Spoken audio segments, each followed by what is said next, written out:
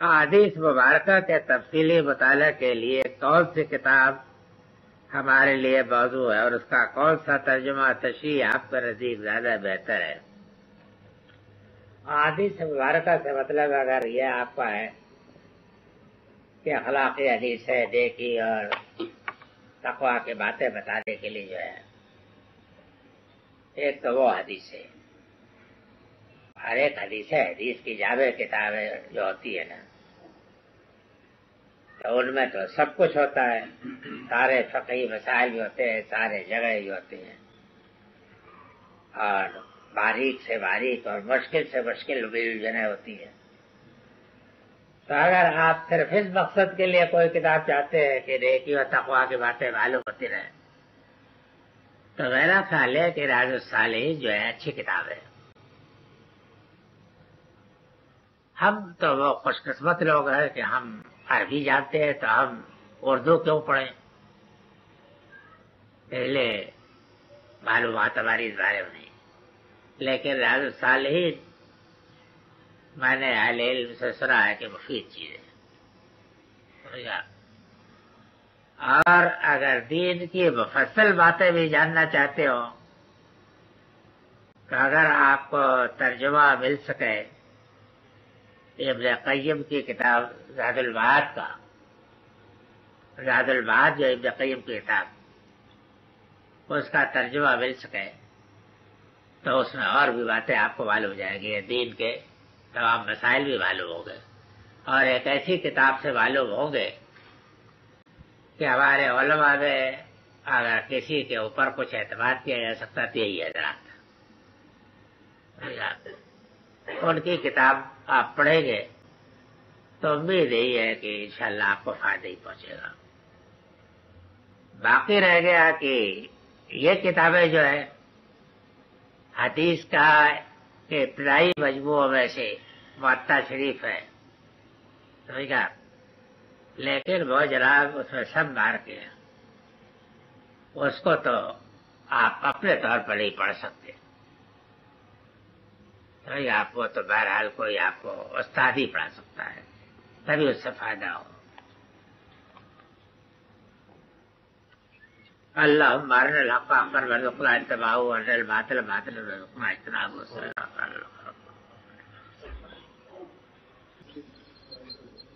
اعوذ باللہ من الشیطان الرجیم، بسم اللہ الرحمن الرحیم۔ اذ تستغیثون ربکم فاستجاب لکم انی ممدکم بألف من الملائکۃ مردفین وما جعلہ اللہ الا بشریٰ ولتطمئن به قلوبکم وما النصر الا من عند اللہ ان اللہ عزیز حکیم۔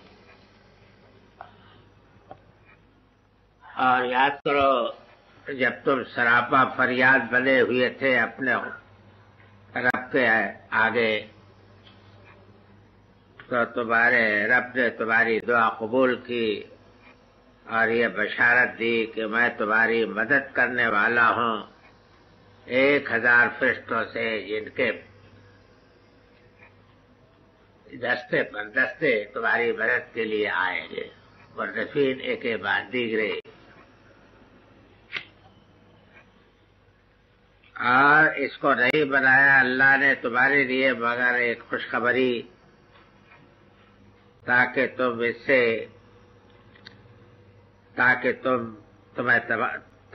سے تمہارے دل مطمئن ہو، اور مدد نہیں آتی ہے مگر اللہ ہی کے پاس سے، بے شک اللہ تعالی غالب اور حکمت والا ہے۔ بدر میں مسلمانوں کی تعداد شاید 312 تھی کل، اور کفار کا لشکر 1000 کا قریب تھا۔ تو اس زمانے کی جنگ میں 1000 کا مسلح لشکر، جس کے پاس اسلحہ اور سامان بھی کافی ہو، ایک بڑی چیز تھا، جبکہ مسلمانوں کی تعداد کل 313 تھی اور اس پر کفار کا فقرے بھی چست کرتے تھے کہ چیتڑوں میں بندھی ہوئی تلواریں، چیتڑوں میں بندھی ہوئی. تو ایسی حالت میں ظاہر ہے کہ ہر مسلمان سراپا دعا بنا ہوا تھا خدا کے آگے کہ اللہ تعالیٰ ہی مدد کرے تو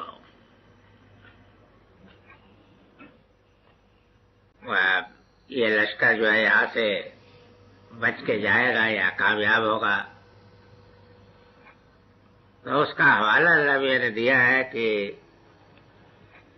جبکہ تم فریاد کر رہے تھے اپنے خداوند سے تو اللہ نے تمہاری دعا قبول کی. دعا قبول کی کس شکل میں؟ اس کی وضاحت کر دی کہ میں تمہاری مدد کرنے والا ہوں 1000 فرشتوں سے جن کے دستے پے بپے پہنچے گے. تو 1000 کفار کی فوج تھی، تو 1000 تو اللہ بھی نے اپنے اس میں سے بھیج دیا. اب گویا کچھ نہ کچھ تو ترجیح حاصل ہو گئی ہے. باقی رہ گیا کہ یہ کس طریقے سے اللہ تعالیٰ نے ان کو بشارت دی. تو یہ معلوم ہوتا ہے کہ نبی صلی اللہ علیہ وسلم کو یہ بشارت دے دی گئی اور آپ نے اس کی خبر بھی دے دی مسلمانوں کو. اس کی خبر بھی آپ نے پہلے سے دے دی کہ اللہ تعالیٰ تمہارے 1000 فرشتوں سے یہ اگر 1000 ہے تو ہو اللہ کے فرشتے بھی آئے گے. اور ان کے متعلق یہ فرمایا کہ مردفین وہ آئیں گے ایک کے بعد دیگرے دستے کے دستے کی شکل میں. یہ واقعہ ہے کہ فوج کے قوت اگر اس طریقے سے دستے کے بعد دستے آئے تو اس کا نفسیاتی اثر بہت اچھا پڑتا ہے. ایک دستہ نمودار ہوا، دوسرا دستہ آ گیا، تیسرا دستہ آ گیا تو حوصلہ بہت بڑھتا ہے. یہ ایک نفسیاتی عمل ہوتا ہے. تو مردفین کے لفظ سے اس بات کی طرف اشارہ کر دیا کہ ایک کے بعد دیگرے ان کے دستے نمودار ہوں گے اور تمہاری مدد کریں گے. وما جعلہ اللہ الا بشرا ولتطمئن به قلوبکم، اور اس چیز کو نہیں بنایا تمہارے لیے تمہارے رب نے مگر خوشخبری وَلَتَطْمَئِنَّ بِهِ قُلُوبُكُمْ، اور تاکہ تمہارے دل مطمئن ہو. تو یہاں واو جو ہے حرف عطفیہ تقاضا کر رہا ہے کہ یہاں کوئی چیز محذوف بھی ماننی پڑے گی. قاعدہ ہے کہ اگر حرف عطف ہو لیکن معطوف علیہ موجود نہ ہو تو قرینے کے مطابق وہاں محذوف مان لیتے ہیں. یا قرینہ واضح ہے کہ اس کو اللہ تعالیٰ نے نہیں بنایا مگر یہ ہے کہ تمہارے لیے خوشخبری تاکہ وہ تمہاری مدد کرے اور تاکہ تمہارے دل اس سے اطمینان حاصل کرے.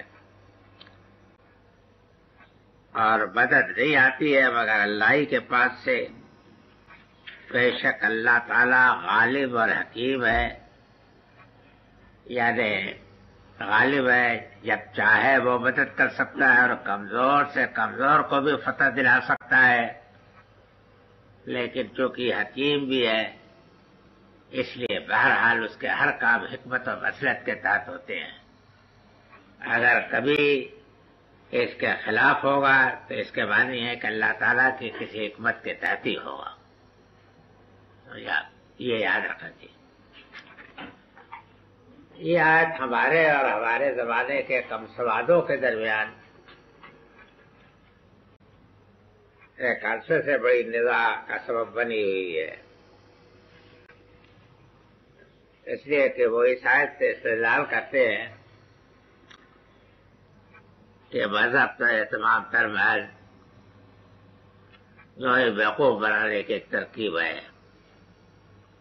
اللہ بھی نے پہلے وحی دے دی تاکہ لڑ جائے اور اس کے بعد خود ہی بھاڑا پھوڑ دیا کہ یہ تو میں تمہارا دل بڑھانے کے لیے ذرا ہم نے کہہ دیا تھا، مدد کچھ نہیں آتی مذہب سے. اور واقعہ ہے کہ کلام کا کچھ انداز ایسا ہے کہ اگر کوئی بیوقوف آدمی اس سے استنباط کرنا چاہے تو کر تو سکتا ہے کہ نہیں اس کو بنایا اللہ تعالیٰ نے تمہارے لیے مگر ایک خوشخبری، سمجھ گیا، تاکہ تمہارا دل بڑھائے اور تاکہ تمہارے دل مطمئن ہو. تو اس سے اس مضمون کی طرف ایک غمی آدمی کا ذہن تو جا سکتا ہے. لیکن واقعہ یہ ہے کہ متکلم کے کلام کا مطلب ہمیشہ اس شکل میں لینا چاہیے کہ جو اس کے شاعر نشان ہو. ظاہر ہے کہ اگر اللہ میاں نے اس طریقہ سے مسلمانوں کو اس وقت بیوقوف بنایا تھا تو پھر کم سے کم یہ تو کرنا چاہیے تھا کہ بھاڑا پھوڑتے نہ خود اپنے ہاتھوں. تو مطلب اس کا کو ایسا لینا پڑے گا کہ جو مطلب کہ اللہ تعالیٰ کے شان نشان ہو. اس کی جگہ پر اگر یہ غور کیجیے کہ اس کا مطلب یہ ہے کہ اس موقع کے اوپر جو اللہ تعالیٰ نے تمہیں خوشخبری دے دی، تو خوشخبری دے دینے کا مقصد تو صرف یہ تھا کہ اس وقت جو صورت حالات سے جو بہت ہراساں ہو تو تمہارے دل ذرا مطمئن ہو جائے. ورنہ واقعہ یہ ہے کہ مدد تو ہمیشہ خدائی کی طرف سے آتی ہے اور ہمیشہ اپنے نیک بندوں کی، اچھے بندوں کی اللہ مدد کرتا ہے. تو گویا یہ حکمت بیان ہو گئی کہ اس موقع کے اوپر جو اس طریقہ سے برملا خوشخبری دے دی گئی ہے تو یہ وجہ تھی. ورنہ اہل ایمان کو چاہیے کہ ہمیشہ خدا کے اوپر ہی بھروسہ رکھے اور ہمیشہ یہ اطمینان رکھے کہ اللہ تعالیٰ کی مدد ہوگی. آیت کا یہ مطلب ہوگا. ظاہر ہے کہ یہی مطلب ہو سکتا ہے تاکہ یہ خوشخبری جو ہے ہمیشہ ہمیشہ کے لیے خوشخبری رہے. ورنہ اگر ایک موقع کے اوپر اللہ تعالیٰ نے خوشخبری دے دی ہے تو اس موقع کے لیے ہوگی نا.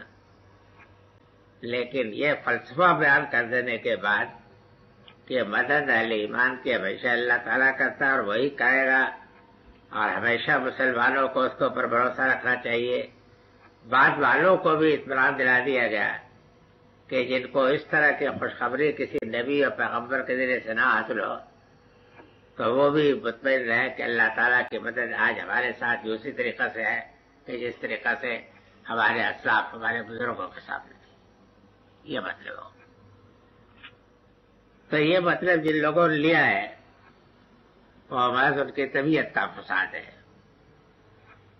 سیدھا سادہ مطلب یہ ہے کہ اس موقع کے اوپر اللہ تعالیٰ نے یوں جو تم کو اعلانیہ خوشخبری دے دی تو محض اس لیے کہ تم بہت ہراساں تھے.